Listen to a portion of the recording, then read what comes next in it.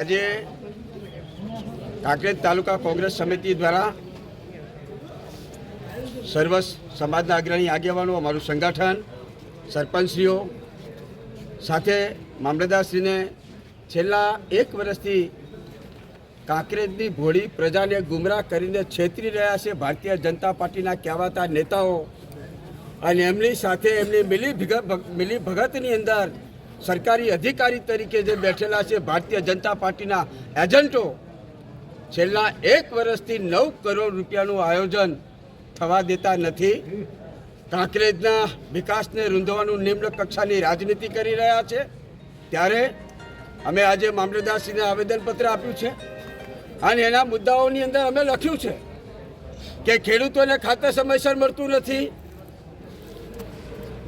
જે યુજીવીસીએલ દ્વારા ઝટકો દ્વારા જે વીજ પોલ નાખવામાં આવે છે એ વીજ પોલ ખેડૂતોને સહમતિ વગર કે ખેડૂતોને પૂછ્યા વગર એમના ઊભા પાકની અંદર પાકનો નાશ કરીને જે વીજ પોલ નાખવામાં આવે છે એને યોગ્ય વળતર આપવામાં આવતું નથી. સાથે સાથે છેલ્લા કેટલાય સમયથી તાલુકા વિકાસ અધિકારીની નિમણૂક પરમેનન્ટ થતી નથી. ત્યારે વિસ્તારની અંદર હજારો યુવાનો કેવાયસી કરવા આવતા હોય ત્યારે એમને મહા મુશ્કેલીનો સામનો કરવો પડે છે. 3 દિવસ સુધી લાઈનોની અંદર ઊભું રહેવું પડે છે. બાળકોના કંઈ દાખલા લેવાના હોય ત્યારે પણ એમને લાઈનમાં ઊભું રહેવાનું પડે છે. ત્યારે ટીવી મીડિયાના માધ્યમથી સરકારી તંત્ર અને સરકારી અધિકારીઓને કહેવા માગું છું કે સાનમાં સમજી જજો, કાંકરેજ તાલુકો ન ધણિયાતો તાલુકો નથી.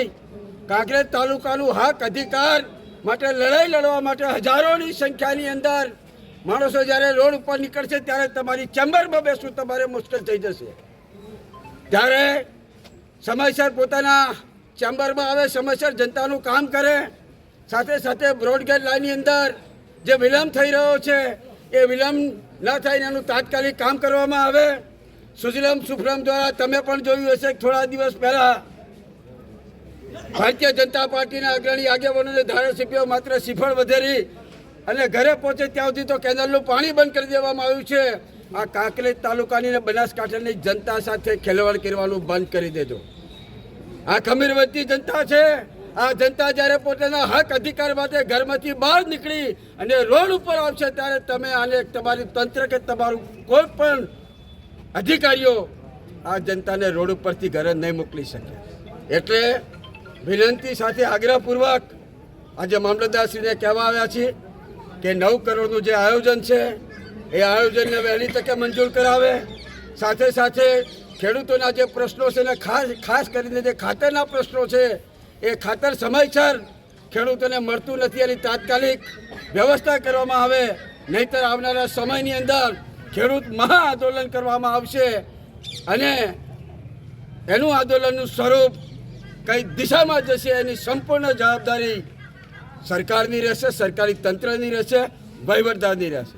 સાથે સાથે પોલીસ કર્મીઓને પણ કહેવા માગું છું કે કાંકરેજ તાલુકાની અંદર જે ટ્રાફિકની સમસ્યા છે, ચાહે કંબોઈ હોય, શિયોરીનું નાળું હોય, થરા હોય, જ્યાં જનતાને આવવા જવામાં પારાવાર મુશ્કેલીઓનો સામનો કરવો પડે છે, ત્યારે પોલીસ વિભાગ પણ આ બાબતની ગંભીરતા દાખવી અને જનતા જે પડતી મુશ્કેલીઓ છે મુશ્કેલીઓનું નિવારણ કરે.